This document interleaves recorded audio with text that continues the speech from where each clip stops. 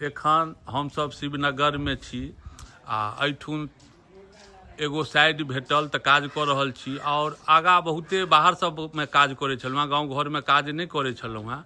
आ विशेष बात मित्र छथि, पूछै छियनि हिनकासँ जे की सब करऽ के रहै छै। हाँ देखियो ई जे काज है एकर आइटम के नाम छै पॉलीमर वाटरप्रूफिंग कोटिंग। और ई काज जे छै अखन हम जे एठान ब्रांड लगा रहल छियै डॉक्टर फिक्सिट के पीडीक्रिट URP नाम से अबै छै और एकर कपड़ा के नाम छै फाइबर मैश।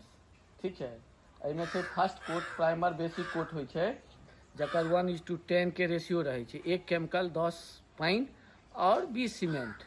ओकर बाद फर्स्ट कोट होइ छै एहिमे अहाँके 1:2, 1 केमिकल और 2 सीमेंट प्योर।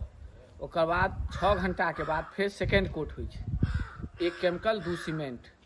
ओकर बाद अहाँ पानि के टेस्टिंग दऽ दियौ जे कतौ कोनो कमी नहीं रहल, कतौ पानि के सीलन नहीं पानि। और एकर मेन खासियत छै जेना हम अहाँ पन्नी बनबै छी, पन्नी जेना होइ छै तेना तऽ ई केमिकल के थ्रू एगो लेयर बनि जाइ छै, 400 माइक्रोन के करीब रहै छै एकर थिकनेस।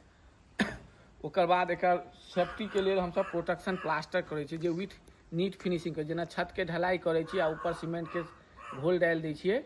ओकर ऊपर अहाँके 300 बाई 300 के टाइल के टुकड़ा, जेना टाइल लगबै छी तऽ लाइलन के रस्सी लऽ कऽ अहाँके 300 बाई 300 के खटाल बना देबै, जाहिसँ जतेक गर्मी हीट एतै तऽ एयर बनि कऽ अपन निकलि जेतै, बीच में अहाँके क्रैक्स नहीं आयत, सीमेंटेशियस छत क्रैक नहीं करत।